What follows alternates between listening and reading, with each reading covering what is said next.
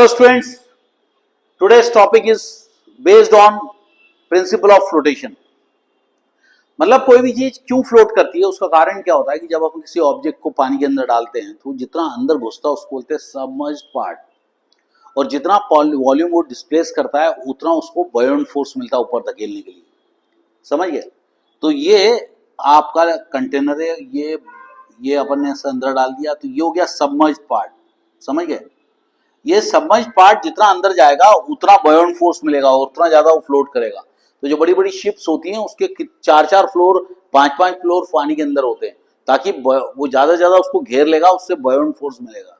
तो ये कहलाता है सबमर्ज्ड का कंसेप्ट। ओके, इधर देखो क्वेश्चन देखो, टू आइडेंटिकल ब्लॉक्स, दो ब्लॉक हैं, एक है ए ब्लॉक जो कि काफी अंदर तक जा चुका है, देखो काफी अंदर तक जा चुका है, लगभग 90%, और दूसरा बी ब्लॉक है जो सिर्फ 10% अंदर गया है, ये 10%। समझिए?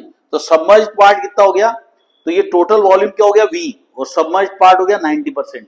तो इनका रेशियो क्या मिलेगा आपको 90%। तो V अपॉन V क्या हो जाएगा, V कितना सबमर्ज्ड पार्ट है और ये कितना है टोटल वॉल्यूम, इन दोनों का रेशियो क्या है 90%। तो आंसर क्या मिला 0.9। तो जब ये पॉइंट दिखाते हैं अपन तो क्लोजअप ले सकते हैं अपन इसको। अब ये B पॉइंट जो है V अपॉन V है, तो इसको भी अपन क्या देखेंगे 15% है। इसका मतलब ये सिर्फ 15% अंदर गया है और ये सिर्फ 90% अंदर गया है, और डेंसिटी दोनों की रो ए और रो बी है। अपन क्या करेंगे, प्रिंसिपल लगा देंगे फ्लोटेशन का, सबमर्ज पार्ट अपॉन टोटल और is equal to rho of A divide by rho of water, यानी पानी की डेंसिटी और जो मटेरियल डालते हैं उन दोनों की डेंसिटी का रेशियो हमेशा सबमर्ज पार्ट और वॉल्यूम के बराबर होता है। तो जब अपन क्या वाला फॉर्मूला लगाएंगे तो अपना फॉर्मूला क्या होगा, रो ए अपॉन रो डब्ल्यू इज इक्वल टू क्या हो जाएगा, ये तो अपना 0.9 था ही, तो अपन क्या करेंगे रो ए अपॉन रो डब्ल्यू जो है अपन को 0.9% मिलेगा। कहाँ गया है, ये देखो रो ए, ये मिलेगा अपन को रो ए अपॉन, दोनों को डिवाइड करेंगे तो रो डब्ल्यू तो कट ही जाएगा, आपका आंसर आएगा 6:1। अब यहाँ पे अपवर्ड थ्रस्ट का कंसेप्ट आ गया। अपवर्ड थ्रस्ट का मतलब होता है कि जितना पानी डिस्प्लेस होता है उतना अपवर्ड थ्रस्ट लगता है। वो किसके बराबर होता है, volume into density into gravity. अब ए की डेंसिटी क्या थी 6 टाइम्स थी और बी की डेंसिटी क्या थी 1 थी, तो 6:1 इसका भी रेशियो आएगा। तो ये आपका क्वेश्चन था। 90% के लिए अपन ने 0.9 लगा दिया, V submerge part upon total ये ए के लिए, और सबमर्ज पार्ट अपॉन टोटल ये बी के लिए। समझ गए? तो टोटल V तो कॉमन ही, तो इस तरह से इन क्वेश्चन को हम कर सकते हैं।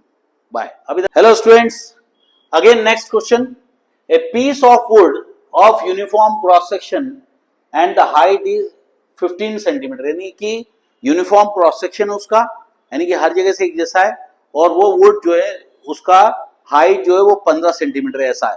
एक वुड का ब्लॉक है इस टाइप का, उसका 15 सेंटीमीटर हाइट है। अब वो कितना पानी के अंदर जाता है वो बताया हुआ आगे।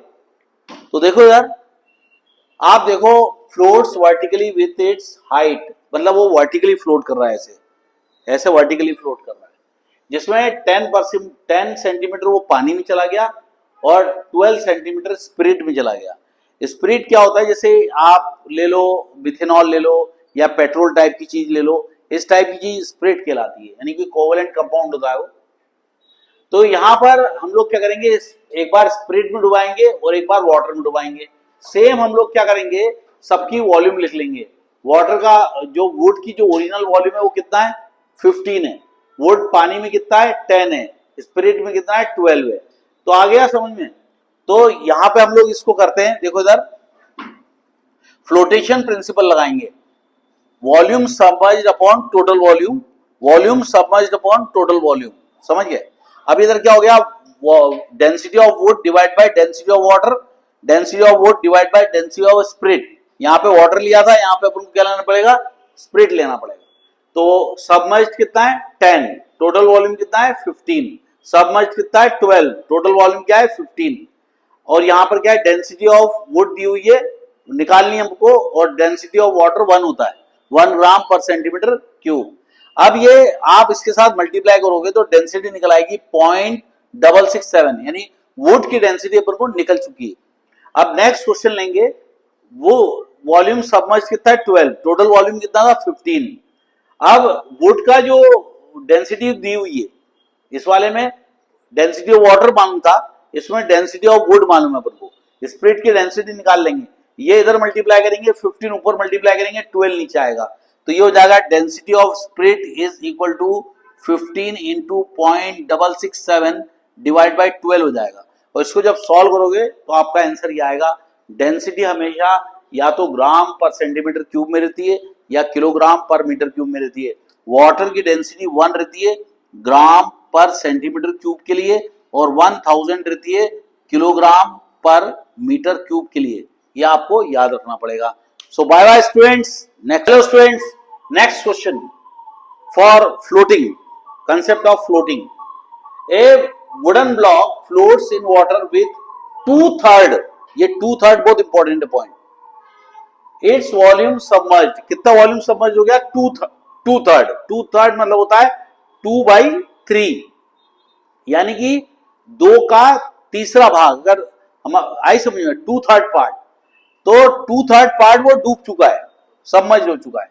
और दूसरे केस में क्या बोल रहा है वो, दूसरा केस भी है, सेम ब्लॉक इन ऑयल 3/4, 3 मतलब क्वार्टर मतलब 4, 1/4 को क्या बोलते हैं? क्वार्टर, तो 3/4 हो गया। हमने क्या मान लिया कि जो ब्लॉक है उसका वॉल्यूम V है। अब वो बोल रहा है कि वाटर में जब सबमर्ज्ड हो गया तो टोटल वॉल्यूम का 2/3 रह गया। अब टोटल वॉल्यूम का 2/3 यानी 2/3 ऑफ टोटल वॉल्यूम, ऑफ का मतलब होता है मल्टीप्लाई, तो ये हो जाएगा 2/3 इंटू V, ये क्या हो जाएगा? 2/3 इंटू V। अब इसी तरह से वॉल्यूम सबमर्ज निकालेंगे काय में? ऑयल में, हो जाएगा 3/4 ऑफ V। सेम प्रिंसिपल लगाएंगे, volume submerge divide by total volume is equal to density of wood divide by density of water. यहां पर हमें वाटर की डेंसिटी शायद से 1 दी है, वाटर की डेंसिटी 1 ले लेंगे अपन लोग, समझिए। वाट नहीं, अगर ये किलोग्राम में तो 1000 लेनी पड़ेगी, क्या लेंगे? 1000 लेंगे। अगर ये किलोग्राम में आंसर आया ना तो इसको 1000 लेंगे। तो अपन क्या करेंगे, 2/3 अपन देखिए, इस पोर्शन को तुम्हें सिखाता हूं, देखो इधर 2/3 है ना, और ये V है और ये V/1, समझिए। तो सबसे नीचे वाला सबसे ऊपर वाले के साथ मल्टीप्लाई होता है और ये इसके साथ मल्टीप्लाई होता है, तो 2/3V इंटू V हो जाएगा, तो ये कैंसिल हो जाएगा और इसके साथ इंटू 1 आ जाएगा। तो आपका आंसर क्या है? 2/3। तो ये आपका कैलकुलेशन है जिसको मैंने तुम बताया ताकि तुमको तकलीफ ना हो।